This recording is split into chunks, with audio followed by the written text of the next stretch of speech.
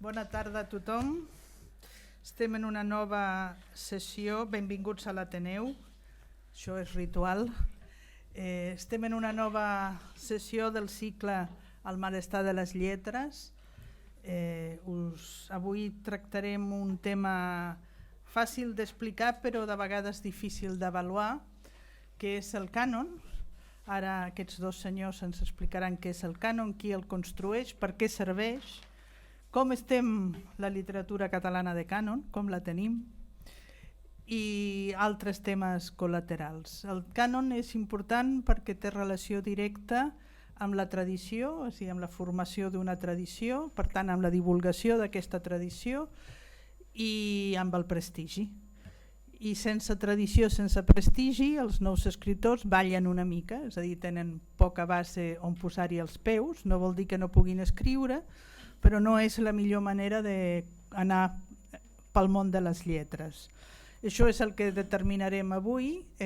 Aquest és un debat llarguíssim en la literatura catalana, s'ha plantejat eternament i mai em sembla que s'ha arribat a un quòrum suficient per d'avaluació del nostre cànon, ni s'han corregit les mancances que hi pugui haver. En tot cas ens ho diran. Només us anuncio que la pròxima sessió serà el dilluns 9 de maig, fem una per mes, amb un altre tema que al Xavier Bru de Sala segurament li sona, que és la búsqueda o la percaça d'una professionalització dels autors catalans, que és un tema que als anys 70 es va viure de manera molt intensa. Tothom pensava que la democràcia normalitzaria les lletres i per tant el mercat i per tant la professionalització dels autors. Hi havia una gran vocació de professionalització. Alhora hi havia un corrent que deia que els autors professionalitzats són autors comercials i per tant que no era una qüestió que s'hagués de plantejar. Ho plantejarem amb la Gemma Cendra, que és la vicepresidenta del CONCA, l'Institut Avaluador de la Cultura Catalana, i la Bel Olit, que és la presidenta de l'Associació d'Escriptors en Llengua Catalana. Tot aquest cicle està muntat sobre persones més o menys representatives de les institucions, les entitats que conformen l'univers literari català. Ho fem expressament perquè la seva veu vagi una mica més enllà de la posició purament personal, tot i que tenen tot el dret a parlar en primera persona. Bé, primer us presento la Laura Borràs. La Laura Borràs és filòloga, és professora sobretot especialitzada en literatura comparada. Des del 2013 és directora de la Institució de les Lletres Catalanes, és professora de la Universitat de Barcelona, no sé com s'ho fa per fer tantes coses, perquè a més com a directora de la Institució de les Lletres Catalanes té un enorme esperit de col·laboració amb el món literari, però a més fent-se present a tot arreu. És professora a la Universitat de Barcelona, tant en classes de graduat com de màster, té relacions amb universitats i màsters i cursos de tot arreu del món, com a mínim d'Europa. Va ser comissària, això sí que toca el cànon, comissària del centenari conjunt de Joan Sales, Pere Calders i Tísner, i també va ser comissària de l'exposició de literatura digital que es va... les lletres i el món digital, mala bona relació, que es va fer a Santa Mònica. Després us presento el Xavier Bru de Sala. Laura, endavant. Moltíssimes gràcies, Patrícia, per haver-me convidat ara aquí a participar en aquest debat d'un tema que sempre és fascinant perquè és controvertit i per tant aquests són els temes sobre els quals cal tornar i cal intentar veure-ho des de diverses perspectives, i per fer-ho a l'Ateneu, aquest espai en el qual sempre em sento molt acollida i molt ben acollida, i que tant treballa per la cultura i també per les lletres, i per tant per mi personal i professionalment ara també amb el càrrec institucional de directora d'institució és un plaer poder ser avui aquí, fer-ho en tan bona companyia, no només amb la Patrícia sinó també amb el Xavier Bru de Sala, amb qui hem també compartit molts escenaris i hem treballat també conjuntament per la literatura i la cultura. Quan la Patrícia em va proposar de parlar del cànon, immediatament jo potser per això, per la formació professional, intento sempre anar als orígens i veure de què parlem quan parlem de cànon i efectivament què significa la mateixa paraula cànon, i si volem buscar l'arrel etimològica de la paraula cànon, hem d'anar fins al grec, i cànon feia referència a una vara física, una canya, que després esdevé una vara metafòrica, una vara de medir metafòricament parlant. I per tant l'etimologia mateixa de la paraula cànon ens porta a aquest origen que té a veure amb una valoració, amb un judici, amb l'emissió d'un judici. I per això avui en dia, quan agafem el diccionari i busquem la paraula cànon, el diccionari de l'Institut d'Estudis Catalans ens parla precisament d'això, no? Ho he anotat, catàleg o llista de llibres o autors literaris que es proposen com a model, per tant que són proposats com a model. Fixem-nos que la idea de la vara de medir va en correlació amb aquesta idea modelitzant que té el cànon, de presentar-se com un model i per tant de generar models a seguir. Estem parlant immediatament de catàleg, per tant d'un desplegament, d'un llistat, d'haver confegit aquesta determinada llista de noms, siguin noms de llibres o siguin noms d'autors literaris, i també en la mateixa definició hi apareix la paraula clàssic. Apareix la paraula clàssic en el sentit de que els clàssics són els que normalment es proposen com a models, i per tant que els clàssics que vindrien... Se sent bé? Sí? Molt bé. Els clàssics, doncs que efectivament vindria del terme, també en aquest cas llatí, de prima classe. Els clàssics són autors de primera classe i per tant també trobem aquí una categorització, un judici de valor que té a veure amb un judici estètic. Per tant, els clàssics són autors de primera categoria, respecte a la infraclassem, que serien autors de segona, d'altres categories. Per tant, la paraula cànon immediatament remet a un criteri de valor, a un judici de valor, i també remet a una voluntat que jo crec que és inherent a l'ésser humà, de taxonomitzar, d'intentar catalogar, d'intentar pensar-nos, perquè això sempre és una fal·làcia, de que perquè antologuem, classifiquem, etiquetem, estem controlant una miqueta més la realitat i allò que tenim entre mans. Aquesta voluntat de classificació ens porta a aquesta voluntat de fer llistes, de generar models, que d'altra banda són sempre necessaris per a una cultura i per tant és inherent, és un debat que és necessari i és un debat que és sempre polèmic perquè justament apareix el judici de valor que porta incorporat. Volem controlar, volem classificar i un cànon té voluntat d'autoritat. Quan vinculem voluntat d'autoritat i judici estètic, la primera pregunta que cal formular-se és qui fixa aquest cànon?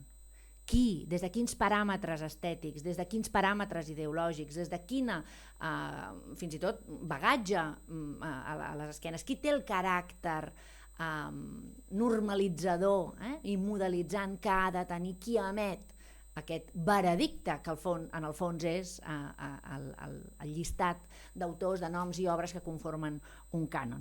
És evident que és molt difícil arribar a un consens, és evident, perquè sempre hi haurà un posicionament que entrarà en conflicte amb un altre i això deixarà la llista de danys col·laterals, els inclosos i els exclosos, els criteris d'inclusió i els criteris d'exclusió, perquè com que sempre caldrà pactar un determinat nombre, el que sigui, per èpoques, per gèneres, per sexes, haurem de posar diverses variables en l'hora d'establir i confegir aquesta idea de cànon. I clar, la selecció, ara amb independència de qui la fa, jo llenço elements que després podem debatre conjuntament,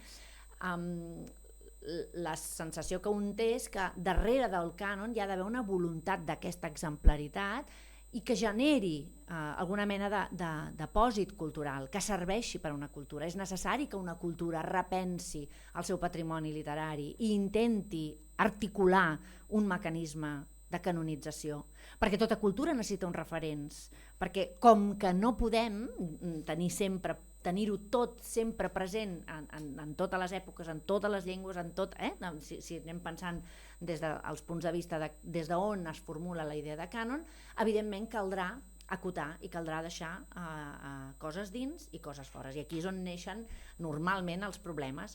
Qui detenta la posició d'autoritat i quin és el criteri que fa que hi hagi elements, autors, obres, que quedin fora d'aquest llistat, d'aquest cànon.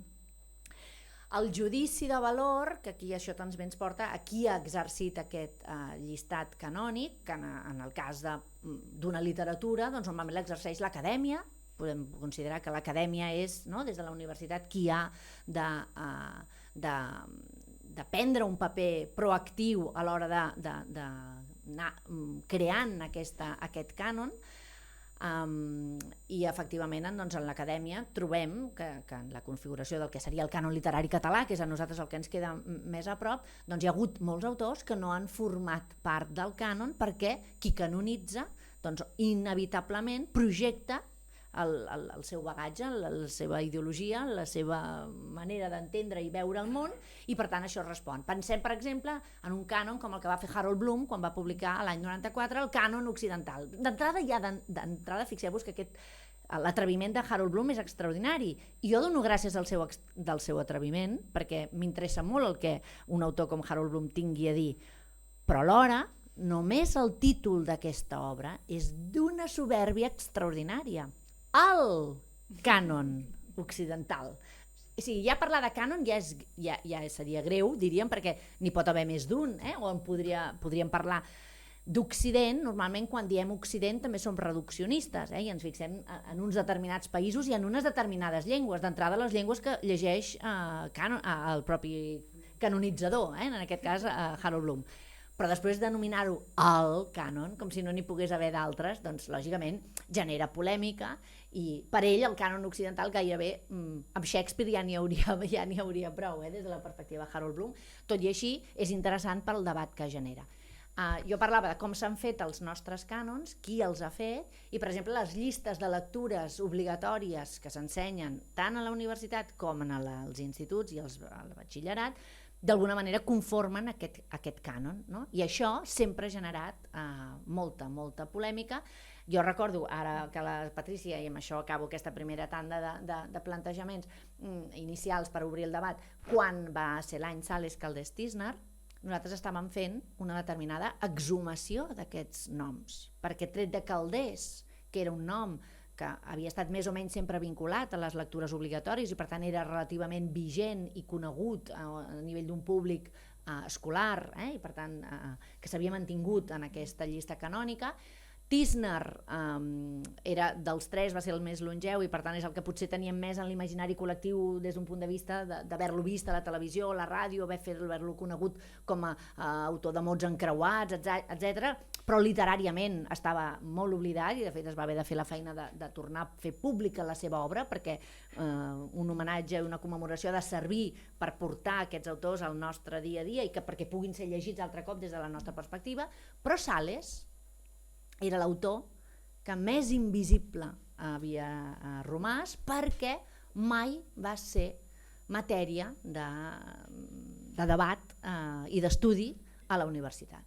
Jo m'havia mateixa llicenciat en Filologia Catalana sense en cap moment haver estudiat molts dels autors que considerem canònics a la nostra literatura.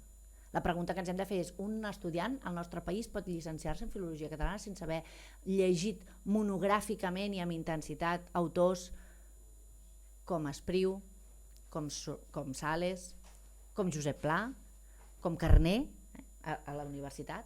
És un debat a formular-nos, i en canvi això ha passat, no? I està passant.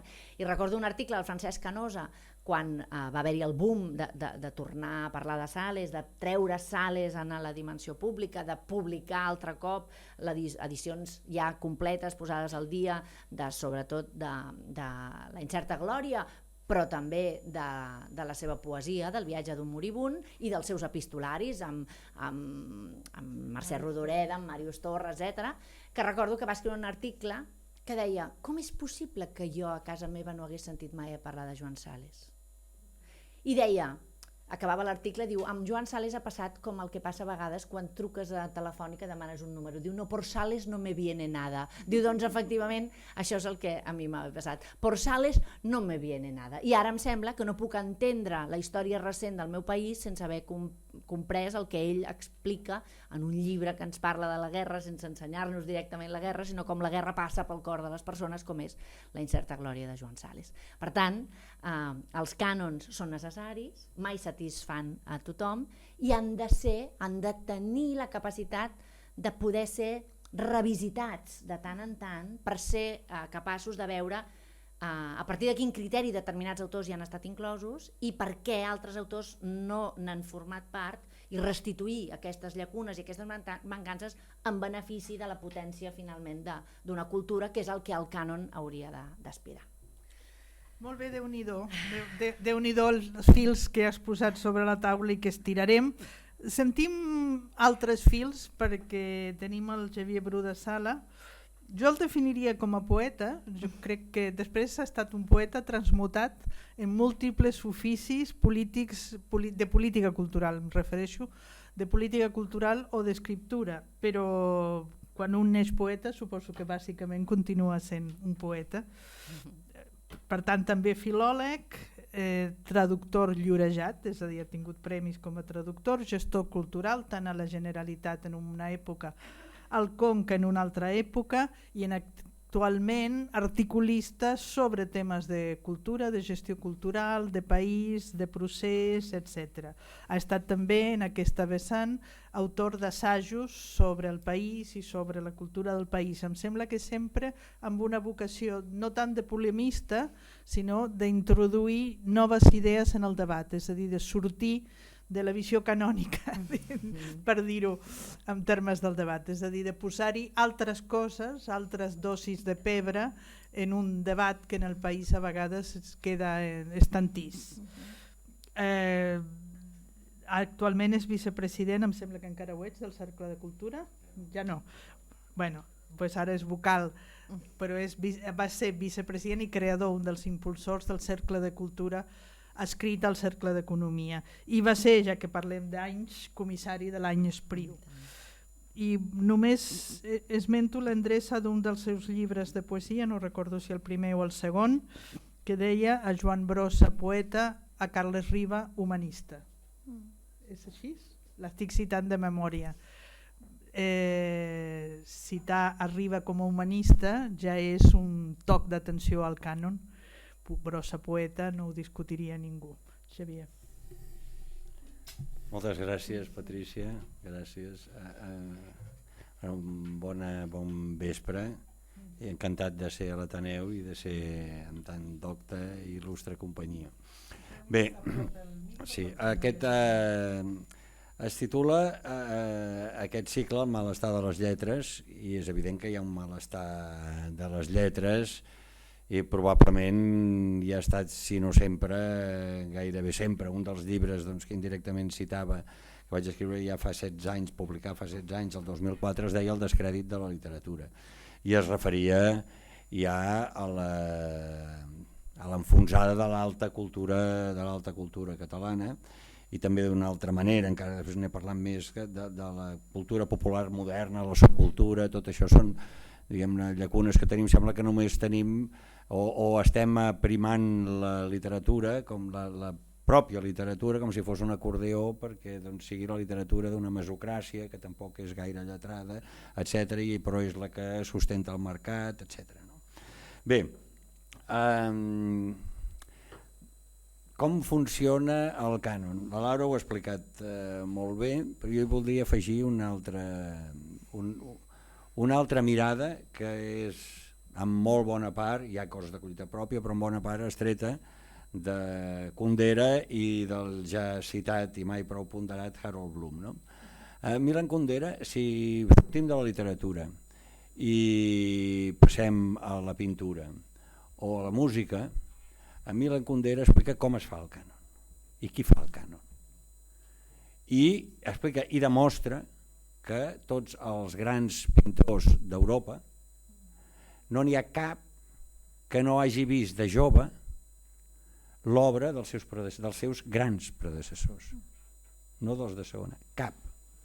I fa el repàs i aleshores veus per han passat pel taller d'aquest, han passat tal, i llavors, i això lliga amb el que diu Harold Bloom, que és que l'artista normalment es fa perquè davant de l'obra d'un altre artista, sigui literatura, sigui música, el que sigui, arriba un punt que se li talla l'alè i se li accelera el pols fins que ja el transforma.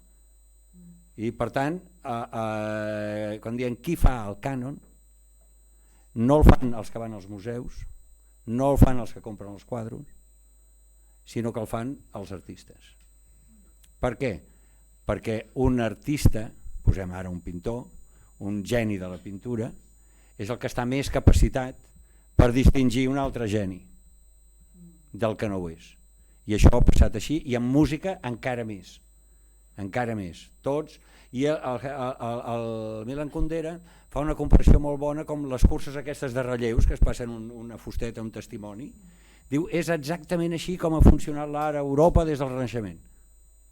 I mai ningú ha contestat. Això s'ha citat relativament poc, però mai ningú ha contestat. I ha dit, no, que el tal no va conèixer l'obra dels de la seva generació, una o dues generacions abans, no la va conèixer de jove i no es va quedar absolutament impressionat. No n'hi ha cap dels grans. Home, amb literatura és més difícil de demostrar perquè, clar, per sentir música o veure obres d'art abans que existissin als museus havies d'anar al taller d'aquell artista, havies de passar, ara recordo per exemple un cas, no? Un dels, el Greco, que s'entén que el Greco diu, home, el Greco sembla que sigui un bolet que surt. No, el Greco va estar a Venècia a l'època del Tintoretto i va estar allà i va treballar allà de jove i era de Rodes, i si no hagués passat per allà no seria el Greco, perquè no hauria quedat impregnat d'això. Doncs el cànon funciona d'aquesta manera. Per tant, hi ha un cànon, però un. És a dir, ara és molt difícil, tornem a la pintura o a la música, que alguns diguin, no, el bo era el Salieri. Home, farà el ridícul, serà un problema d'ell. O dir, escolta, a mi m'agrada molt la música clàssica, però ho diu Beethoven. Home, doncs afinar les orelles, no ho sé, és un problema teu, es diu Beethoven, no? Etc. No? I per tant, sí que hi ha redescobertes, hi ha fallos, el mateix Greco, el Rossinyol i companyia són els que el van redescobrir, el Shakespeare es va passar un parell de segles fora del cànon completament, i encara el Tolstoi deia que era com una mena de constructor de núvols fascinants de paraules però que al darrere no hi havia res, però tot i això el tenim, el cànon del passat el tenim bastant ben fixat. Sí que és veritat que cada generació, com a mínim fins ara, o fins fa molt poc, fa la seva tria dins del cànon. I jo recordo perfectament que nosaltres quan érem joves i vam sortir a Grup del Mall, etc, vam fer la nostra tria del cànon, de què havia això d'humanista i poeta. Evidentment, el Brossa era exclusivament poeta i el Carles Riba no és que jo no el respecte com a poeta, que el respecto moltíssim i com a crític, sinó que és una altra cosa, vull dir, és una persona que no és pejoratiu d'enfront de poeta ser humanista. Era un gran humanista, Carles Riba, i crec que és un exemple d'humanista. Jo els poso a un nivell, però són coses diferents, i evidentment la poesia. Carles Riba arriba a fer una poesia d'un destil·lat puríssim, però a partir de la seva condició d'humanista. Jo crec que Riba, sempre ho he pensat, Riba es fa poeta, i es fa gran poeta. En canvi Carner o Segarra o Salva Papasseit ja neixen poetes, no tenen més remei, tenen o Foix tenen aquest doll de la llengua, i altres, o el mateix Ferreter, doncs són gent que es fan poetes d'una altra manera. El que a continuació volia explicar també és que, a diferència de les altres arts, que per gaudir d'una obra musical, i els exemples que hem portat, o d'una obra d'art, d'una pintura, d'una escultura, no cal ni saber llegir una partitura, ni saber-la escriure, ni saber pintar, ni saber barrejar colors, etc. No cal. La podem gaudir i la podem completar cadascú a la seva manera. En canvi, perquè passa per circuits neurals diferents. L'expressió artística passa per uns circuits, abans en diríem potències de l'ànima, com vulguem, circuits neurals, i la contemplació passa per uns altres, i l'anàlisi passa per uns altres. En canvi, en literatura tenim, o en l'expressió verbal sofisticada, tenim un sol mecanisme, que es fa com el càlcul sofisticat a través de connexions neurals noves que no són preexistents. És a dir, la mamà corb sap comptar fins a 10 o 12, i això ho han comprovat perquè van els ornitòlegs, s'amaguen, la mamà corb que té les cries està allà i tal, i si passen 12 i tornen 8, fins que els altres 4 no han tornat, ella està allà inquieta a la branca, així, perquè no han tornat tots i algun s'ha quedat allà. Però una cosa és saber comptar i l'altra cosa és saber dividir o saber àlgebra. Per fer tot això necessitem connexions neurals noves. Igualment que per passar de simplement parlar i entendre el llenguatge oral a ser capaços d'elaborar i percebre llenguatge escrit, també calen connexions neurals noves. Per això en l'ensenyament són tan importants tant les matemàtiques com l'escriptura o com la llengua, que en diuen. No? Doncs bé, la capacitat de llegir i d'escriure en cada individu és la mateixa. De manera que si voleu saber si amb un crític literari li heu de fer cas o no, mireu si escriu bé. Si no escriu bé és un mal crític. I torno a Carles Riba, és un dels millors crítics que hem tingut, però també és un dels grans escriptors. I anem a Proust, el Contra Saint-Beuve, anem a Nabokov, si voleu una bona història de la literatura russa o de la literatura europea, llegiu les classes del Nabokov que estan publicades. Per què? Perquè els que més saben llegir són els que més saben escriure, cosa que no passa sempre amb altres. És ciència, no és una opinió, és exactament així, exactament així. Si un té, analitzeu el nivell, aquest senyor escriu, no sap posar subordinades, tampoc la sap interpretar.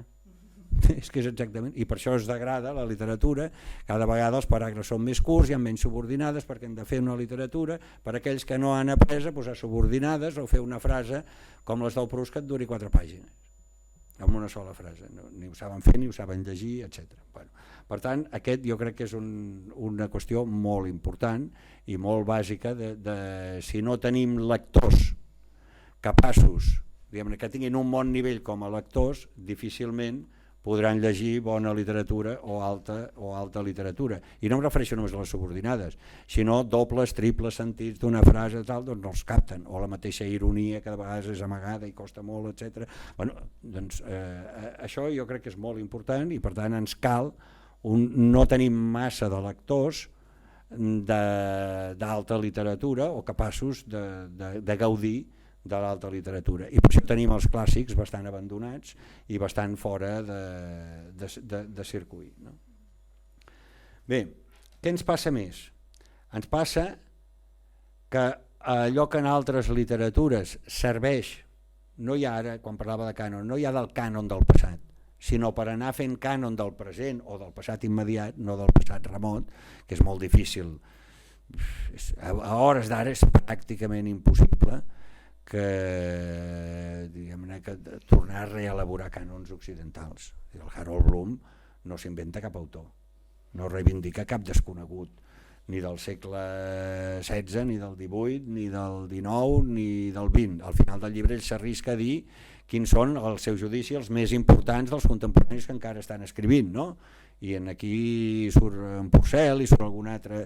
Bueno, doncs està bé aquest risc, però ell ja ho fa com una aposta personal, no? Bé, allò que ens ha fallat i que ens falla encara, per un cantó és, que em mencionava la Laura Borràs, la universitat. Hi va haver un moment que la universitat va dir, els que manaven a la universitat, els departaments de literatura, van dir, escolta, ens començarem a ocupar dels autors quan faci 30 anys que se'n mor, literalment. I aleshores ens falta un filtre de qualitat molt important. Les revistes literàries, on són? No tenim revistes literàries. I els propis escriptors també s'abstenen d'emetre judicis de valor sobre els seus col·legues. Llavors com vols tenir cànon? Si ningú proposa. Ningú vol ser prescriptor. Ara diré entre parèntesis amb ironia, és com ara amb el procés, que abans el Mas i el Junqueras es barallaven per ser líders i ara els que queden es barallen per no ser líders, no? Doncs això passa ja fa molt temps en la nostra literatura. Ningú vol emetre judicis de valor sobre els altres i menys en públic, no? I aleshores doncs, a nosaltres no ens pot passar com li va passar en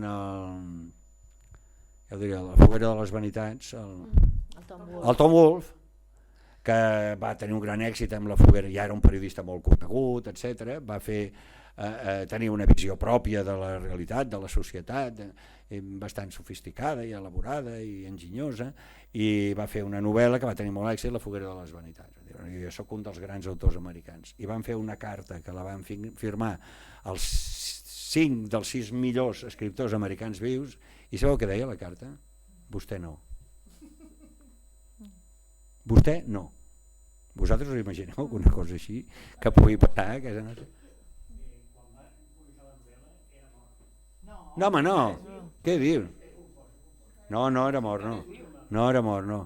I ell llavors es va enfadar molt i va dir no, aquests són uns elitistes i no sé què, i l'important sóc jo, i aquests... Bueno, però escolta, és molt difícil perquè allà les revistes literàries abunden moltíssim, el debat sobre la qualitat de cada escriptor és interminable, sobre les seves frases. A mi, algun escriptor americà amic diu, bueno, sí, té molt èxit entre vosaltres aquest de Brooklyn, el Paul Auster. Diu, però escolta'm, bueno, jo no puc jutjar perquè no sé prou anglès. Diu, tots nosaltres sabem que les seves frases són molt esfilagarçades i que xicot no... Home, sí, fa molta gràcia i tal, però que xicot no... Bueno, doncs això entre escriptors, diguem-ne, de certa qualitat, no sense arribar a ser...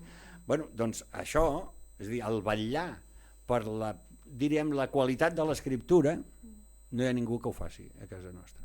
No vetllem per la qualitat de l'escriptura. I encara acabo, si tinc un moment, dient quin és encara un altre dels nostres mals. És que tenim un sistema, ara ja em refereixo a la novel·la, un mercat, diguem-ne, relativament ampli, però que s'ha de sobrealimentar, i amb un sistema de premis excessius per la producció que hi ha. I aleshores què passa? Que durant una època agafen un escriptor i li comencen a donar premis. I l'acceleren com una centrífuga. I llavors li van prometent premis, avançaments de drets, etc. Es més o menys professionalitza, s'acostuma a tenir uns ingressos relativament interessants cada any a base de fer novel·les, i clar, s'esgota com una llimona en 3 dies, una altra. I llavors això és... I clar, però mentrestant no són només uns ingressos, és que no paren d'entrevistar-lo, de sortir tot arreu, perquè esclar, va publicant un llibre cada any o cada 2 anys, no sé què, fins que s'acaba un altre. O encara que continuï produint, el públic ja se n'ha cansat, i aleshores un altre. I aleshores les víctimes d'aquesta mena de sínia, no? Que et puja i després avall, puja, i hi ha un purgatori ple d'escriptors catalans que han estat molt famosos i se n'ha parlat molt durant una època i pum, i van caient. I aquí se salven, els pocs que se salven, és perquè tenen un públic més enllà del públic lector català, i posaré 2 exemples que són el Sánchez Pinyol i el Jaume Cabré, que tenen un públic, no són els únics, però tenen un públic més ampli, doncs aquests es mantenen, no depenen d'això i van fent la seva obra. Però tampoc hi ha ningú que els situï en un seu nivell. És a dir, ningú diu, per exemple, doncs, que el Jaume Cabré és un bon novel·lista del 19, sense dir que això és pejoratiu, perquè el Foster també és un bon novel·lista del 19. I escolta, i està viu i el llegim amb un gran plaer, etc. No? No és un autor d'avantguarda, però, escolta'm, quants en voldríem, no?, d'aquests, però tampoc hi ha ningú que vulgui situar res en el seu nivell, i vivim en aquest món. Com es resol això? Jo crec que és molt difícil. Ens hem d'acostumar, o esperar que passi el temps, o que sorgeixin noves generacions, o que sorgeixi algun moviment literari que no en surt cap des de fa molt temps, fa bastants decennis que no surt cap moviment literari o estètic de certa potència. Els mercats de la cultura es decanten molt per l'entreteniment, que és on hi ha el negoci, i aleshores doncs, ho tenim. Tots plegats ens refugiem més en els clàssics, els que diguem-ne hi tenim accés i els contemplem amb plaer i amb enriquiment personal, i aleshores el present va quedant com va quedant, però això no passa en tots els països. La Patricia Gavancho ens deia i això com redunda en el prestigi? Evidentment, el prestigi d'un idioma és molt important. Jo recordo que explicava a la Campmany que quan ell era jove deien sí, això el mestre Fabra diu tal, i anaven a l'estanc a comprar mistos, no, que no es diuen mistos, que s'han de dir llumins, que no sé què i tal, i la gent respectava molt amb aquests, i tothom sabia qui eren, els bons, els importants, i els respectava molt, encara que no els haguessin llegit mai ni una ratlla. No? Ara això no existeix, ha deixat d'existir perquè no els sabem identificar. I després, i acabo amb això,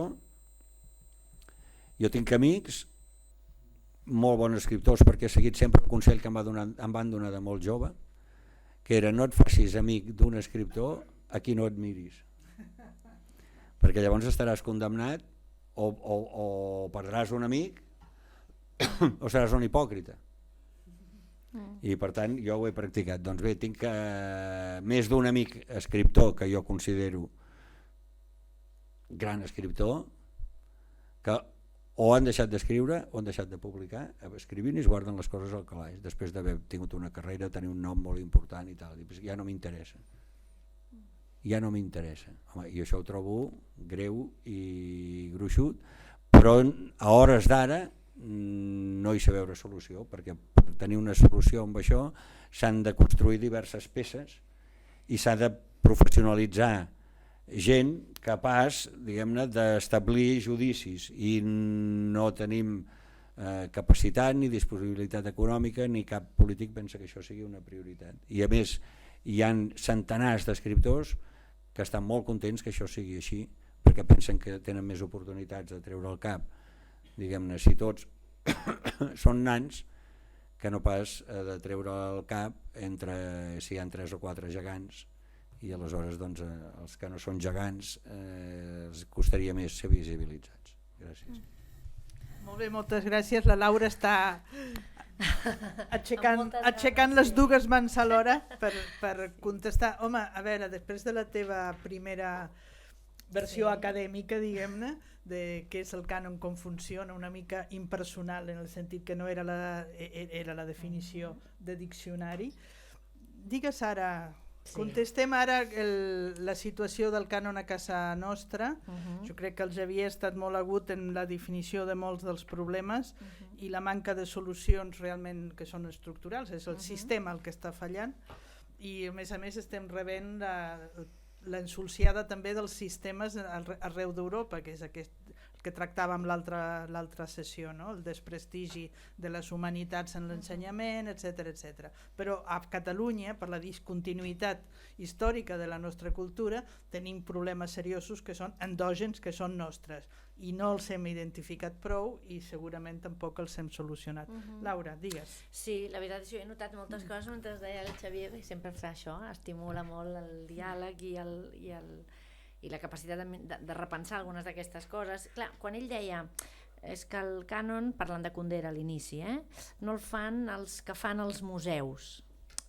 I ara jo soc una mica dolenta, perquè els que fan els museus són els que ens ensenyen allò que és artístic, allò que és art, no? I si fem aquesta extrapolació a la resta d'arts, aquesta és la importància del cànon, el que se t'ensenya, perquè hi ha gent que allò que no se li ensenya no és capaç de veure-ho, perquè si no ja partim d'aquestes diferències que jo crec que les explica d'una manera absolutament brillant un autor com és Coetze, que la Dolors Udina, que és la seva traductora al català, em diu que se n'ha de dir Coetzee, per tant jo diré Coetzee, però sapigueu que estic parlant de... Exacte, per això he fet aquesta puntualització.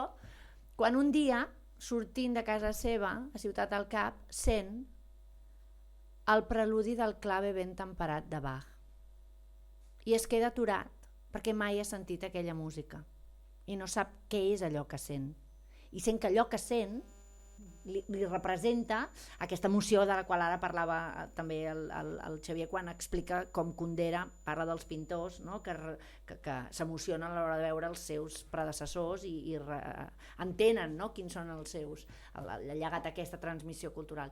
Clar, ell deia, jo pel meu entorn, per la meva família, no havien tingut els mitjans per explicar-me qui era Bach, i aquella melodia creuava, la tenen tots present, que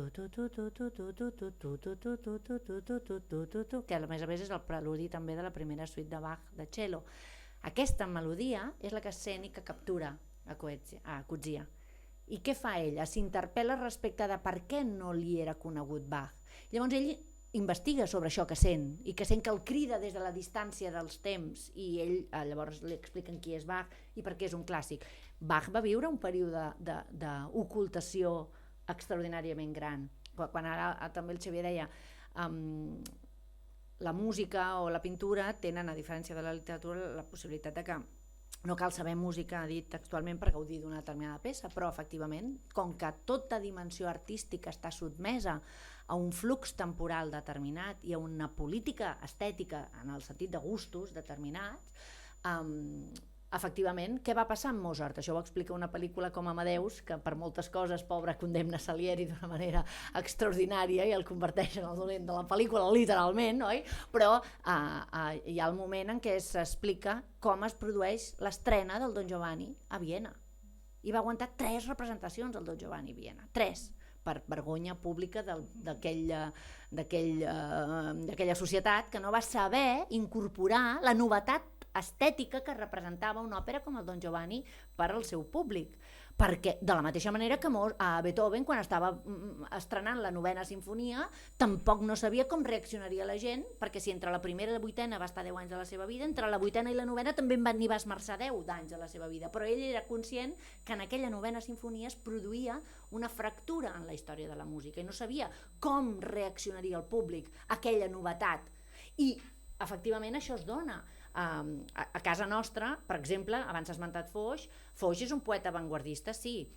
Foix el coneixem per M'exalta el nou i m'enamora el vell, en el sentit que reclama aquesta tradició clàssica i alhora vol adscriure generacionalment a un procés de transformació que està vivint Europa a l'origen, a començaments del segle XX, amb la transformació que representa les avantguardes, sí, però per què no practica ell la destrucció del llenguatge? Perquè ell és molt conscient des d'on escriu i des d'on viu, i diu, jo no puc fer el que fan els meus col·legues francesos, perquè no puc destruir un llenguatge que nosaltres estem construint, que nosaltres per les pròpies vicissituds històriques que hem tingut, ell és conscient de que la ruptura l'ha de produir, la ruptura avantguardista l'ha de fer en una altra dimensió, no, per exemple, com es poden permetre els francesos o els italians de destruir el propi llenguatge, perquè ell és molt conscient que el català encara està amb crosses, encara s'està vestint, no? com a edifici lingüístic, i per tant ell no pot operar aquesta mena de transformacions. És a dir, que jo crec que en l'elaboració del cànon sempre ha de ser molt present, i hem de tenir molt present el tempo, el moment històric, perquè el moment històric és el que determina d'alguna manera l'elaboració d'aquesta llista. El propi Xavier parlava del Mall, no? I del que va representar un projecte editorial com el Mall, que avui en dia nosaltres el llegiríem i el llegim, en generacions posteriors, com un tresor extraordinàriament que va representar un descobriment, perquè justament es presentava com una renovació del que era el panorama literari català. Però clar, a l'hora de fer un cànon s'han de convenir moltes coses. Modes, gustos, gèneres, premis, traduccions, que també s'ha esmentat el fet de... Clar, diem, bueno, el mateix Xavier parlava dels crítics, no us refieu dels crítics que no saben escriure. És un bon consell, d'altra banda. I parlava de Nabokov. Brodsky, que és un altre autor que és poeta, és Premi Nobel i va exercir de crític, deia que com que som finits, una mica com el títol de l'obra poètica de Gabriel Ferrater, les dones i els dies, que són els 2 temes que ell toca, però si haguéssim de parlar dels llibres i els dies, diríem, en el sentit de la temporalitat, som finits i no podem llegir-ho tot. I per tant la crítica literària hauria de fer-nos de brúixola, i per això la necessitat del cànon, de tenir una referència, amb la impossibilitat de poder garantir que un cànon sigui sempre sancionat per tothom de la mateixa manera. I el mateix Brodsky sabia explicar per què considera ell que el que per uns és el nord, pels altres és el sud i que per uns és l'est o l'oest. Borges mateix deia que el tiempo és el mejor antologador, perquè clar, deia, miri, escolti, deixem-ho reposar. Ara hi ha un projecte, per cert, no sé si el coneixen, a Oslo, hi ha un projecte que es diu The Future Library, la biblioteca del futur. I és un projecte en el qual, a un bosc a prop d'Oslo, d'una biblioteca, han talat 100 arbres i amb els 100 arbres, amb la fusta dels 100 arbres, els han fet una habitació d'una sala en aquesta biblioteca i cada any conviden a un escriptor a que escrigui una obra que romandrà 100 anys en aquesta sala. Una mica, no sé si llegeixen Borges literalment o què, la Margaret Atwood va ser la primera, i llavors és un projecte que és extraordinari en el sentit que ens fa veure, ens fa donar una reflexió entre allò que perdura i allò que es perd, allò que és efímer i allò que dura, perquè s'ha talat un arbre per poder imprimir un arbre d'aquí 100 anys, i es planta aquest arbre que d'aquí 100 anys ha de servir per imprimir llibre. Però és que d'aquí 100 anys no sabem quins d'aquests autors seran o no seran. Ho dic a propòsit dels amics del Xavier que diu que guarden els originals al calaix, potser que els guardin a la biblioteca aquesta futura d'Oslo, però també no sabem què passarà a 100 anys. Hi haurà lectors d'aquí 100 anys? Ells de moment han guardat fins i tot una impremta allà dins, perquè no saben si d'aquí 100 anys fins i tot continuarem fent servir la impremta per fer llibres, no? Vull dir que el temps efectivament gestiona aquestes modes, aquests gustos, aquests gèneres, i a l'hora de fer un cànon, clar, és que Harold Bloom incorpora 26 autors. El cànon occidental es pot reduir 26 autors? Si nosaltres haguéssim de fer el cànon de la literatura catalana no en tindríem prou amb 26 autors. Espero també, perquè sobretot una determinada literatura necessita, per exemple, jo ara mentre el Xavier parlava pensava d'aquesta voluntat de sacsejar el debat que per exemple van tenir els Imparables fa uns anys, Xavier, ho recordes? Que era un col·lectiu que el que volien era reivindicar l'excel·lència i per tant reivindicant aquesta manera de voler posicionar-se en relació a uns paràmetres estètics. I a casa nostra aquestes coses les sabem fer sempre malament, perquè acabem tots discutits, tots barallats, i la literatura és la que acaba sortint perdent a vegades d'aquests debats, contràriament al que teòricament hauria de passar. És a dir, que els cànons estan també molt sotmesos a aquests criteris que de vegades són paraestètics i que en canvi tenen a veure amb voluntat, amb decisió i amb capacitat d'anar-lo, com jo deia abans, enriquint, perquè podríem preguntar-nos quins gèneres estarien convocats al cànon? Hi haurien de ser tots els gèneres? Perquè clar, hi hauria gent que et diria que no, que hi ha escriptors que parlen només d'un determinat gènere i no d'altres. És a dir, que aquí el que és difícil, com sempre passa, és establir un consens sobre qui ha de ser i qui no. Deixa'm, Laura, que faci una pregunta a cadascú i després deixem que el públic intervingui. La pregunta al Xavier és també d'experiència vostra, és a dir, Llibres del Mall justament va ser un moviment generacional, poètic, i de poetes que van establir un cànon. Per vosaltres vau dir, nosaltres som els continuadors de tal, tal i tal, i ens saltem tal i tal i tal que no ens interessa. És a dir, hi havia una actitud bel·ligerant, que després la gent pot jutjar si els Imparables aquests realment s'ho valien o eren uns presumits. Després el públic jutja aquestes històries, però sortir amb una vocació de dir, escolta, som un grup, tenim una estètica, tenim uns plantejaments, tenim una ambició i revisem per tant la nostra herència i la nostra tradició, a mi em sembla correcte. El que passa que això passa poc justament perquè el mercat engoleix massa de pressa potser a la gent, no? Explica una mica el que vau fer els malleros. Home, nosaltres bàsicament dues coses, a part d'expressar-nos i diguem-ne intentar remoure el propi idioma per dins i les seves possibilitats expressives, nosaltres, al contrari del que diu ara l'amiga Laura Borràs, era esporgar el cànon. És a dir, què realment val la pena? I en aquest sentit, molt abans la letra, doncs érem blomistes, per dir-ho així, però també borgians. Recordem que, vaja, jo tinc sempre present quan vaig llegir l'esporgada del cànon de la literatura espanyola que fa el Jorge Luis Borges, i que, per exemple, quan li diuen Antonio Machado i contesta, creo que tenía un hermano poeta. Sí senyor, això, creo que tenía un hermano poeta. Evidentment que tenia un germà poeta, ell era una altra cosa, un germà poeta que és el Verlaine de la llengua castellana, simplement, no tanta, no tanta,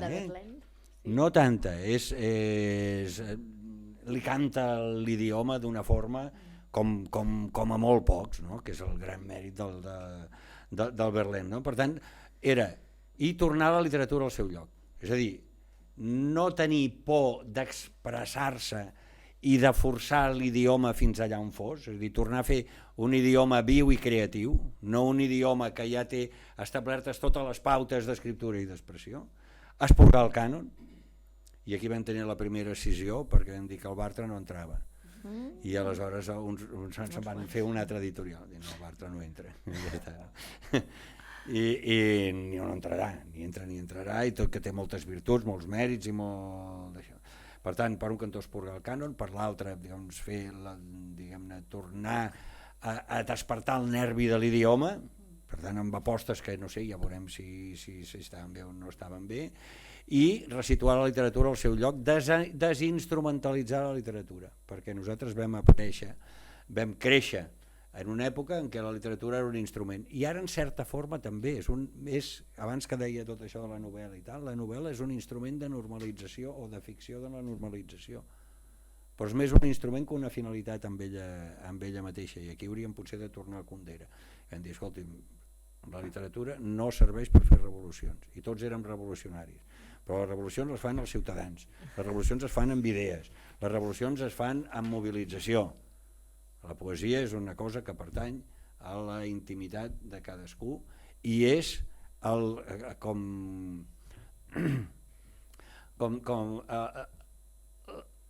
laboratori més important del llenguatge. Són dos, ara després ja m'he fet gran, i hi ha dos laboratoris de llenguatge, allò que afina el donar un sentit més pur als mots de la tribu són la filosofia i la poesia.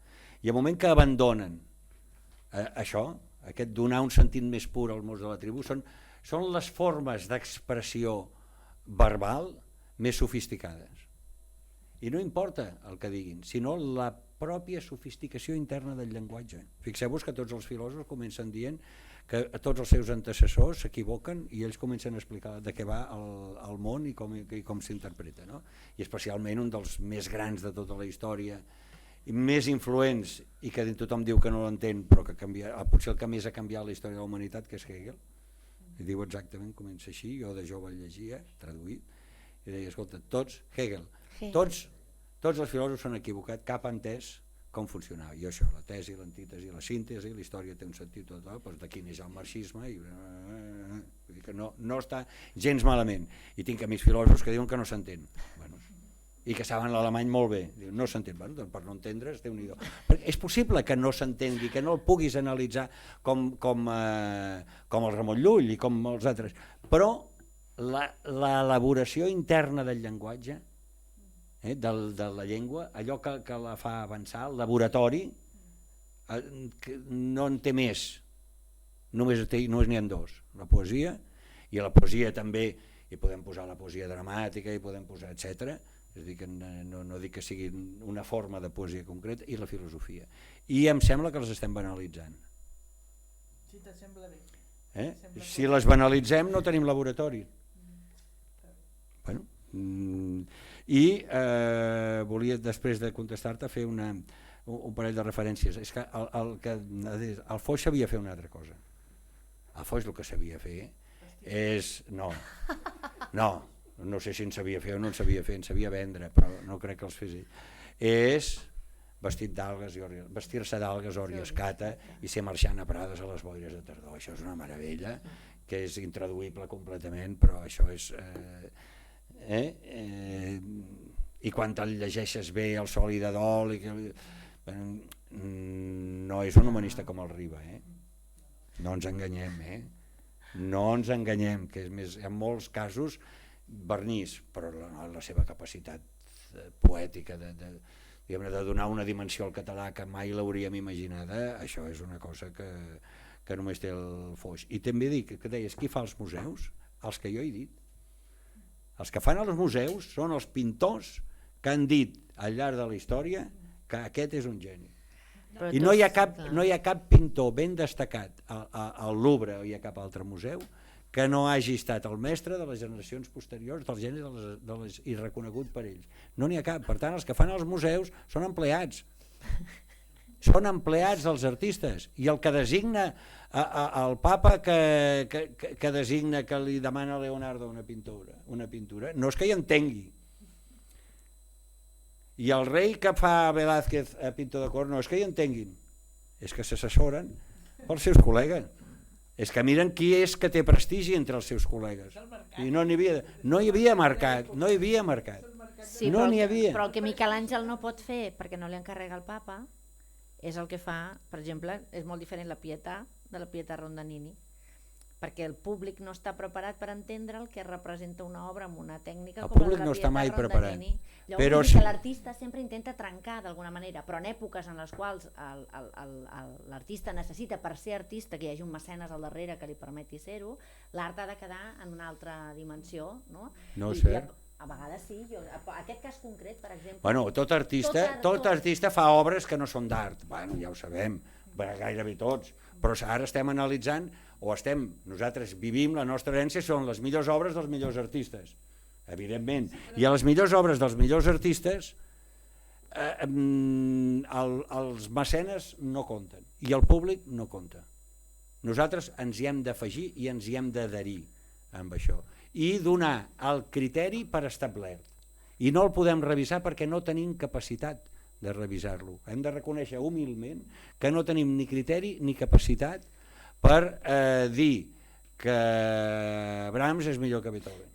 Això és una cosa que s'ho han fet entre els músics. Xavier, però fixa't una cosa. I evidentment és millor Beethoven. Xavier, però nosaltres ho hem d'acceptar abans de començar a escoltar. Xavier, la Rodoreda es va presentar un premi que si no hagués estat perquè Joan Fuster li escriu a Arsales i li diu, escolti, s'ha presentat aquí un original que no ha estat tingut en compte, no hauríem tingut mai la publicació de, en aquest cas, la Colometa, la plaça del Diamant. Però ningú se'n recorda de l'autor que va guanyar. Bueno, però justament però abans parlàvem de que els premis són mecanismes de canonització. És a dir, que de vegades el fet de formar part d'un determinat circuit és el que et permet mostrar-te. És a dir... Ara digues, qui ha fet la Rodoreda, qui ha fet de la Rodoreda la Rodoreda? Home, no. Bueno, per començar, però no, en termes de reconeixement, això és veritat, en termes d'escriptura sí, tenia algú que la va espremar al màxim i l'exigia. Sí, però després el qui va reconèixer, és a dir, que amb un jurat que hi ha al pla i diu tot això són tonteries i collonades, vale, molt bé, però al final qui va reconèixer la Rodoreda del Sales, per començar, no? Però el Sales li deia, era un escriptor. I era un editor, intervencionista, i li deia, canviï això, i ell li deia, senyor Sales, no em faci perdre el temps, torni a deixar, i qui guanya la batalla de la llengua? Que Sales li diu, no digui carrer Palai, perquè aquí vostè està a Ginebra, però és que aquí diem Palaio, nosaltres. I qui ha guanyat la batalla en aquest sentit? Si entrem en això ja no podem parlar de cànon. No, sí, perquè la Rodoreda no ha entrat al cànon fins que un editor, que tampoc no formava part del cànon, i que fa un editorial per intentar restituir, i publica Blai Bonet, i publica Villalonga, i publica tants autors que no formaven part del cànon. Em refereixo que si parlem de canonització hem de tenir en compte tots aquests mecanismes que fan que alguns autors hi siguin contestables, i n'hi hagi d'altres que no han tingut mai la possibilitat d'accedir-hi.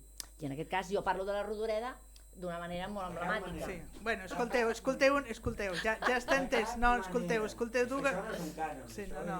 Escolta, el que intentava l'editor era restituir el mercat, que era un mercat que s'havia de reconstruir, per tant, buscant també autors de qualitat que a ell li semblaven qualitat. Però escolta, tu parlaves dels museus, el que és evident, per exemple, és que museus catalans com el MNAC, tampoc en tenim tants de canònics, de museus que repassin la història de l'art català. El MNAC ha fet noves presentacions per treure nous significats d'obres que havíem vist 50 vegades i que realment ha aconseguit fer-ho, i si no heu anat a veure les noves presentacions actuals del MNAC, aneu-les a veure, perquè realment valen molt la pena. I entre ell, una de les coses que va fer va ser restituir les poques pintores, dones, que havien estat relegades a l'oblit i fora del mercat, com la Lluïsa Vidal, que em sembla que enguany es fa una exposició específica d'ella. Una pinzelladeta i deixem parlar la gent sobre cànon i dones, perquè clar, el cànon fins ara ha estat una elaboració de l'acadèmia i per tant masculina, que ha deixat infravalorades moltes dones, no a tot arreu, però bastant a tot arreu i bastant a Catalunya. Clar, si el cànon és allò que és socialment i culturalment rellevant, qui fa el cànon té aquest poder d'incloure o excloure. Les dones han quedat secularment fora del cànon i aquesta és una problemàtica que cal revisar. Quan la Marguerite Yourcenar, que és la primera autora a entrar a l'Académie Française de la Langue, va ser apadrinada per alguns autors per formar-ne part, parlo dels anys 80 forces, no sabria ara la data recordar-la amb precisió, Lévi-Strauss i qui més era, i Cohen van votar en contra del seu ingrés, perquè Lévi-Strauss va dir que Grassa i Lletja... No, Lévi-Strauss va dir que no es canviaven les regles de la tribu, i la tribu era masculina, plural.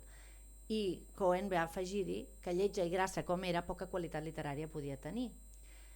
Això és el judici publicat de 2 acadèmics de la llengua francesa per impedir l'entrada de Marguerite Yourcenar, que em sembla que no fa falta dir res més, diríem, en aquest cas a l'acadèmia.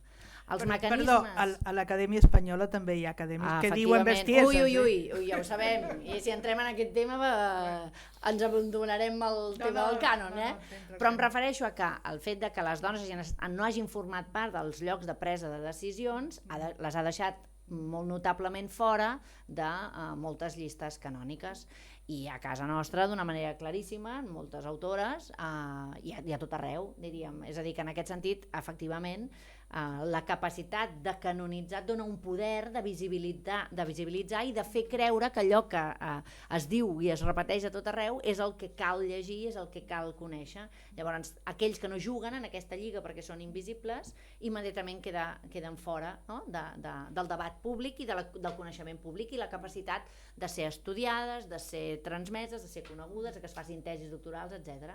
Llavors això és un fet, vull dir, no és una qüestió que sigui discutible, és un fet. Només s'agafen els llistats d'antologies de lectures canòniques i sobre quants noms de dones hi ha. Sí. Va afegir una cosa, no, només és que algunes dones, com Víctor Català o George Eliot, doncs es feien a passar per homes per accedir-hi, però és que al llarg, diguem-ne, del cànon històric, el que ha passat és que no tenien opció per crear, ni per escriure, ni per pintar, ni per compondre partitures. I com que no tenien oportunitats, doncs evidentment no hi ha obres, i per tant, o hi ha moltes menys obres, etc. I per tant, aquest és el cas, però jo crec que de seguida, i en aquest sentit reivindico el cànon dels escriptors, no dels acadèmics, dels artistes, dels propis artistes, que és que a la que apareixen dones artistes, els homes artistes no tenen cap mena de problema a reconèixer-les com a iguals.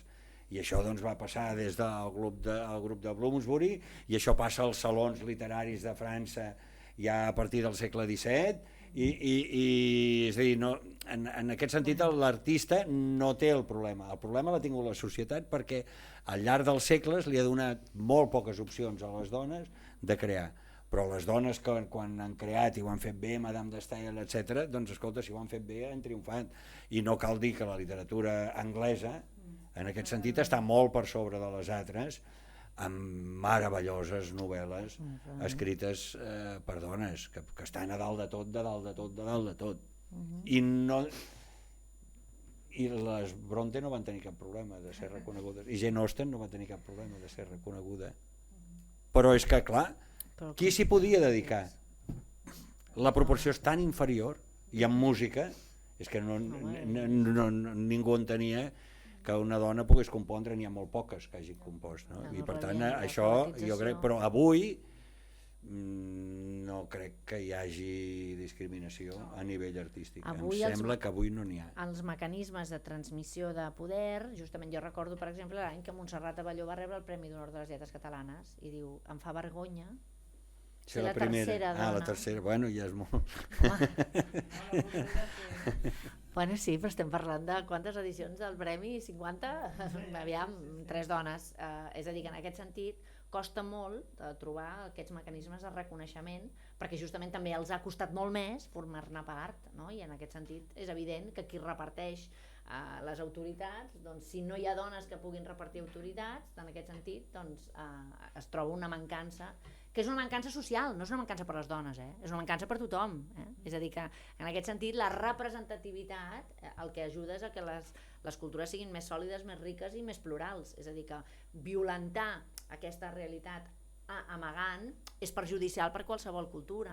Vull dir que això és una cosa que cal tenir-la present, que no és una qüestió de gèneres, és una qüestió que ens afecta a tothom per Bueno, igual. en tot cas volia que constés, la Laura ha de marxar d'aquí 5 minuts, però continuarem, per tant... Sí, te deixo 30 segons i Sí, després parlem. només per reportar una definició de Steiner sobre la cultura, els creadors de la cultura al segle XX. Diu, el segle XX diu, és un segle, el teixit cultural del segle XX diu, està dominat, no en exclusiva, però està dominat, hi ha una preponderància o una hegemonia de jueus i d'homosexuals. I diu, i els que són les dues coses estan a dalt de tot, que són Proust i Wittgenstein. Proust i Wittgenstein, diu, són les dues coses, aquests estan a dalt de tot. Però és que, i ell fa les llistes i dius, és increïble. Treus els jueus i els homosexuals i no hi ha cultura al segle XX a Europa i als Estats Units. Digui, senyor. I després el senyor aquest. Pregunti, comenti. Jo crec que els crítics poden ser bons i dolents, siguin novel·listes o no siguin novel·listes. Crític bo i crític dolent. A veure, que els artistes hagin perpetuat i hagin agafat coses, hagin après des de sang, no vol dir que tots els que han pintat així siguin bons. I l'important no és que hagin pintat com Cézanne, reconeixent que Cézanne era un gran i sabent on era el model, sinó que l'important és, com a crític, saber explicar al públic el per què l'obra de Cézanne és important. I això ho fan els crítics, no els pintors que segueixen a Cézanne. Llavors hi ha la crítica. La crítica és la que fa el cànon. Però llavors hi ha molts tipus de crítica, perquè el cànon la fan els cercles literaris, les fan les revistes literàries, les fan la crítica literària, la fan els mitjans de comunicació quan promocionen bestsellers. Tot això és el cànon. El que ha d'explicar el crític és per què aquestes obres, d'alguna manera, perquè ell dirà que la crítica no és una ciència, però sí que té una explicació racional de les coses, es pot racionalitzar. Per què aquestes obres clàssiques que diem que són clàssiques, que perduren a través del temps, perduren a través del temps a pesar de que les condicions estètiques i socials ja no eren les mateixes que en aquell moment que van triomfar. Llavors hi ha obres que perduren i hi ha obres que no. I això seria el cànon. Llavors el cànon fet per la crítica a través del temps que aquests contrapostos i tal, però en general hi ha obres que tothom coincideix més o menys que són així. Llavors jo penso que la qüestió està en que avui dia, a través de, a diferència del temps de Mozart o Beethoven, i avui dia hi ha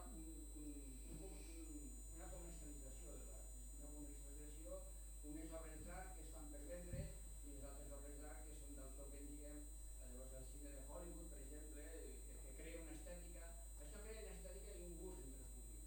Llavors aquesta estètica i el gust que crea entre el públic doncs s'ha de combatre per la crítica, perquè s'ha de desmuntar els elements comercials i això em sembla que és el més important. I de totes formes, el que fa el senyor Blum és posar la seva crítica però també la seva visió política del món.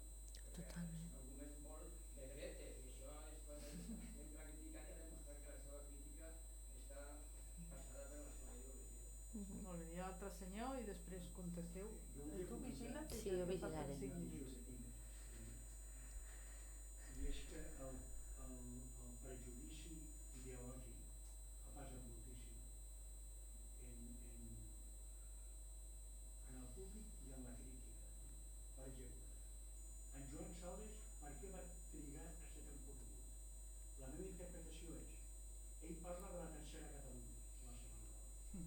És a dir, hi ha un baró que viu per Ciutat Vella, que en un moment de la novel·la diu el baró aquest, ja és molt vell, és liberal i profundament demòcrata. I diu una frase lapidària. Si guanyen els negres, m'han fotut.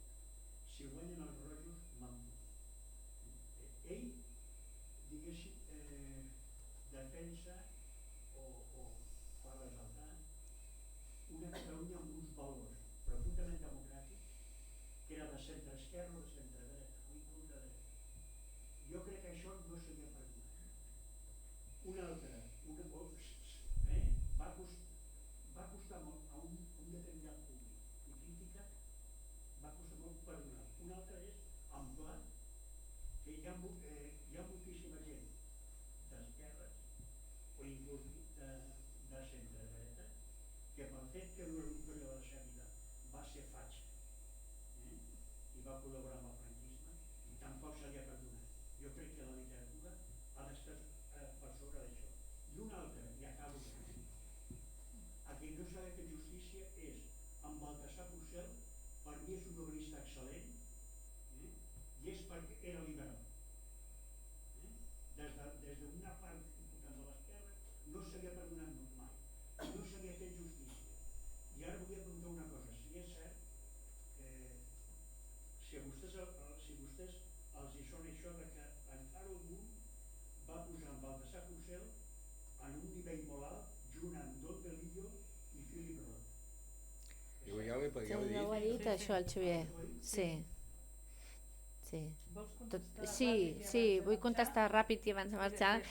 De Baltasar Porcel acabem de fer una exposició en el Palau Robert, la Institució de les Lletres Catalanes i la Caixa, justament per posar en valor la seva obra literària. Però ja voldrien molts tenir la fortuna que ha tingut el Baltasar Porcel si parlem en termes de reconeixement. És a dir, que en aquest sentit, sí, literàriament o des d'una posició d'accés a la crítica literària, d'accés a les publicacions, d'accés a una visibilitat pública.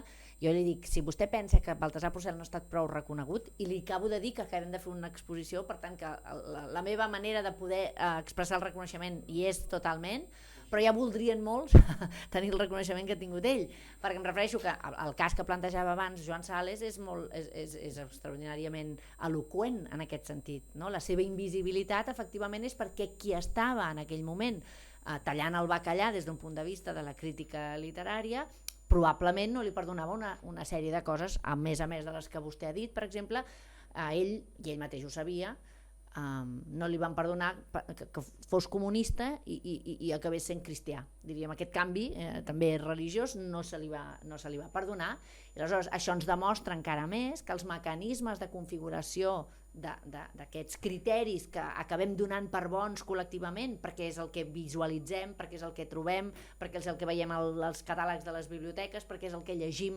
a la universitat o a les escoles, no? Que comprenem que això és el que és rellevant.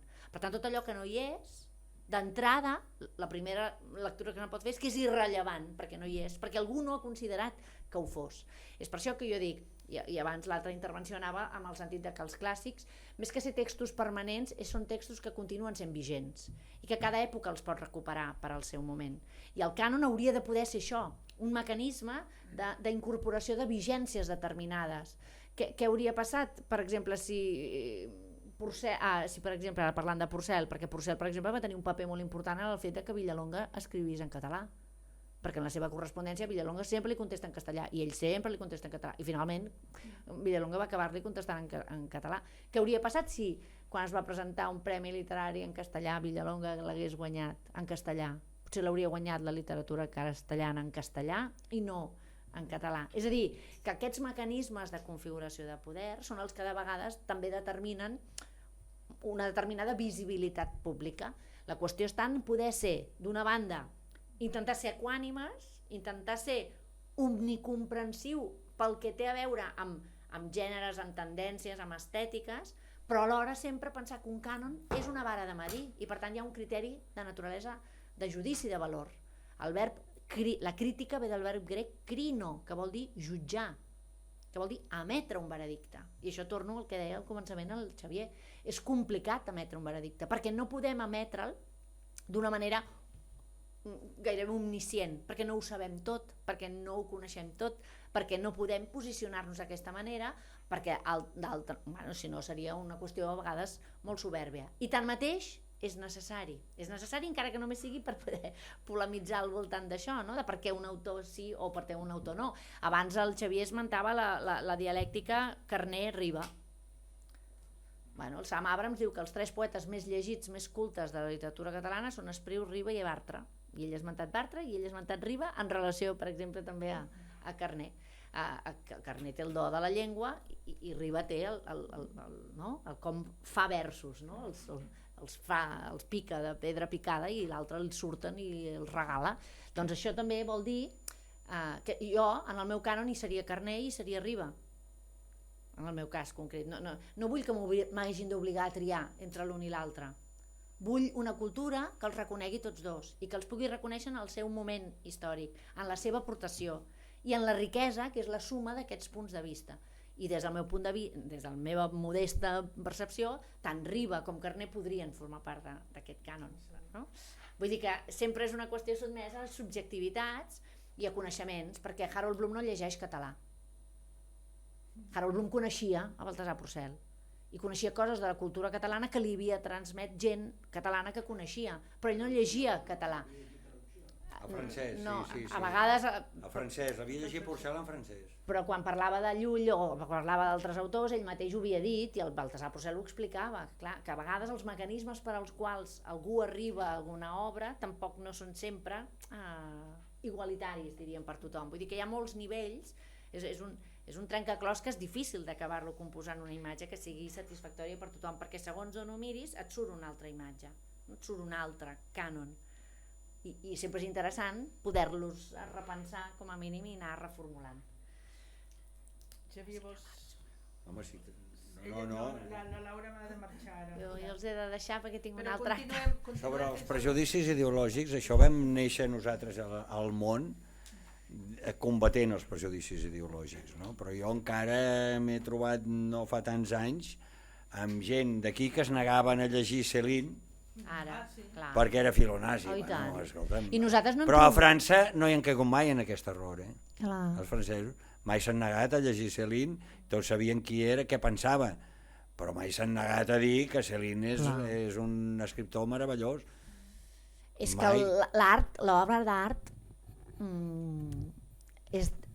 ha de poder estar distanciada dels creadors. És a dir, en aquest sentit, nosaltres ens ha passat amb Eugeni d'Ors. Amb Eugeni d'Ors ens ha passat, no hem pogut trobar un lloc per poder fer una exposició sobre Eugeni d'Ors perquè hi ha molta gent que no li perdona segons quines coses Eugeni d'Ors.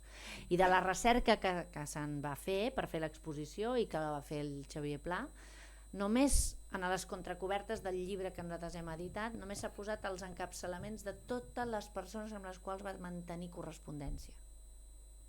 I és espectacular, des de Mircea Eliade fins a Paul Valéry, passant per...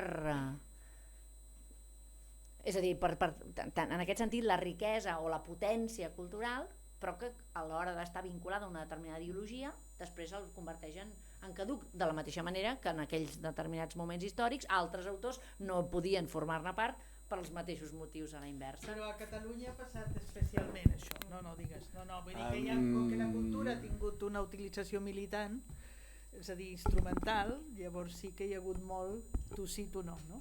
Jo crec que el cànon fins, diguem-ne, escriptors morts fins als anys 70 i fins i tot 80, el tenim fet i com tot el cànon occidental és inamovible. És inamovible. És a dir, que el Carner no sortirà mai del cànon. Jo no crec que surti mai del cànon. I per dir ara, què sé jo, aquells avantguardistes que molt se dedicava mitja vida i tal, no hi entraran mai, perquè no eren prou bons, simplement si eren avantguardistes i eren els únics que feien aquell tipus de poesia que a Europa estan... Sí, però si no són bons, doncs no hi entraran, no? I en aquest sentit hi ha un dels marcadors, una de les coses més interessants que explica Harold Bloom, és dir, marcadors per reconèixer grans escriptors, no? I un dels marcadors és deixar la llengua en un estadi diferent del que l'han trobada. I aquest és un criteri que està bastant bé, perquè clar, resulta que sense Verdaguer dius, home, el català no és el mateix, no? Sense Carner el català no és el mateix, sense Pla el català no és el mateix, sense Segarra el català no és el mateix. Vale. I en canvi, sense Eugeni d'Ors el català és el mateix, perquè tenia una obsessió d'escriure en un català com si fos un híbrid de català i francès. Clar, i això, per molta potència intel·lectual que tingués, doncs després et trobes aquells textos i dius, escolta, has necessitat molt de fetge, Sí, home, i tant. No, a part de la ideologia. Però escolta, una pregunta. El primer senyor que ha parlat parlava de la banalització de la literatura, tu també ho has esmentat. Llavors, clar, com que ara el criteri és un criteri comercial, és un criteri de mercat, és un criteri, és a dir, des del moment que la jerarquia s'ha estripat i s'ha desmantellat, llavors el valor és el valor comercial, podem trobar-nos un dia que un escriptor eficaç, no el qualificaria d'una altra manera, com Ruiz Zafón, l'ombra del vent, entri en el cànon com... Jo crec que és molt difícil. És molt difícil que És això molt, passi. és molt difícil. Això ho deia justament un amic meu, me'n recordo quan va sortir La sombra del viento, diu que un amic que és una de les persones més agudes que conec i probablement que ha donat aquest país en bastantes generacions. I és més gran que jo, pobre, ara ja està fotudot. I deia jo, quan algú, home, ven tants llibres, penso, alguna cosa sap fer millor que els altres. Perquè, clar, diu, però aquests adjectius... Ai, sí, per favor, sí, és horrible. Doncs clar, no... És una novel·la sobreescrita, diguem. No, diu aquests adjectius, diu, sento. Bueno, i jo crec que sí, que la cultura li ha passat en general a l'Occident del mainstream, del corrent, d'aquest cànon inamovible, a mesura que avança la segona meitat del segle XX i ens acostem al XXI, el corrent es converteix en un delta. I això passa a tota la cultura universal i també passa a casa nostra. Bé, doncs, escolta, a partir d'un punt cap endarrere ens dona seguretat. A partir d'aquest punt cap endavant no ens dona seguretat, però jo crec que aquí és on hi ha els criteris de valor que nosaltres tenim molt pels contemporanis, pels que tenen l'obra en marxa, que és cada vegada més difícil d'establir-los. Sense posar l'exemple, però en una època vaig intentar posar els 5 noms dels novel·listes que tenien l'obra en marxa i va haver, diguem-ne, relativament consens. Però ara ja, i a més se'n va parlar molt, no? Vaig posar el Pucel, vaig posar el Jesús Moncada, vaig posar el Quim Monzó, vaig posar el Palol i el Jòdar. 5, perquè jo sempre soc partidari d'anar amb la llança de punta. Vosaltres heu vist mai guanyar una batalla amb la llança de través? És a dir, amb 25 noms, que no entres. Ja amb 5 ja són, bueno, pots entrar i després darrere que vagin els altres, no? Però per molt ample que sigui una porta, que és la idea de Frankfurt, no? Hem de presentar 150 escriptors. Bueno, escolta'm, la llança de través no. Posa la llança de punta, que això m'ho van ensenyar els portuguesos. Abans de la Institució de les Lletres Catalanes, els portuguesos en van fer una. I ho dirigia una noia, ara ja deu ser una senyora gran, que es deia Maria de Grassa Macedo. I érem amics, jo anava molt a Portugal i érem amics. I m'explicava, diu, és que escolta, diu, a mi, diu, jo sóc la persona més mal vista a les nostres lletres. Diu, però jo tinc autors portuguesos a la FNAC. Perquè he dit aquest i aquest. I ja està. I els he triat bé, han trobat traductor, els hem pagat les traduccions, però després el públic els ha comprat. Si jo hagués dit aquest, no hi haurien llibres traduïts del portuguès a les llibreries importants d'Europa. Per tant, és això, que tenia el criteri. Després, al final, què entra allà? Els crítics, els lectors, etc. I jo crec que qui va donar el Premi Nobel al Saramago va ser, per un cantó, el PSOE, com que no li havien donat en el PSOE, home, que Déu-n'hi-do. Un dels grans poetes, dels 4 o 5 grans poetes en el món del segle XX, és PSOE, i no li van donar. I l'altre, la Maria de Grassa Macedo, que va posar de número 1, encara que hi havia un govern liberal i aquell era comunista, és igual. Escolta, aquest és el millor que tenim, fem-lo entrar. I jo crec que aquestes estratègies funcionen, però a Catalunya no en tenim ni aquesta ni cap. Ni aquesta ni cap, no, aquest és el problema. No sé si algú vol fer algun altre comentari. Digui. Que jo crec que el problema de Miquel de Palol no és que és del segle XXII. I què? I el del Ramon Llull quin era? Potser que també era del segle XXI, el Ramon Llull. Bueno, veig que se'ns està desmuntant la sala. Que hi ha futbol avui? No. Semblava que era demà o demà passat. Potser ja ho tenim tot dit i hi ha gent que se n'ha d'anar. Sí. Bé, en tot cas, si tanta gent marxa vol dir que ja està bé. li agraïm a la Laura, que ha hagut de marxar corrents perquè anava a un altre lloc, al Xavier Bru de Sala, I a tu ja la teniu. la sapiència, la gràcia, l'agudesa en els seus judicis i en els seus criteris. Ens quedem pensant, construïm cadascú el nostre propi cànon. Un dels problemes que tenim del cànon català és que és poc llegit, és a dir, tenim un cànon, ni que sigui la part antiga, però transcendeix poc. Si ara preguntéssim, suposa que d'un cànon la gent normal ha de llegir un 25%, un 30%, l'ha de tenir llegit. Jo em pregunto quants catalans tenen llegit el 30% del nostre cànon establert. Quants escriptors joves catalans? I quants escriptors joves catalans? Bueno, un dels problemes del Ruiz Zafón és que escriu fora de la tradició, que te n'adones tot el que no ha llegit quan llegeixes la seva novel·la. Bé, dit això, us espero d'aquí un mes per parlar dels mals de la professionalització, tant quan hi és com quan no hi és. I discutirem això amb la Belolit i la Gemma Cendra. Mira, dues dones, curiosament. Moltes gràcies i fins una altra.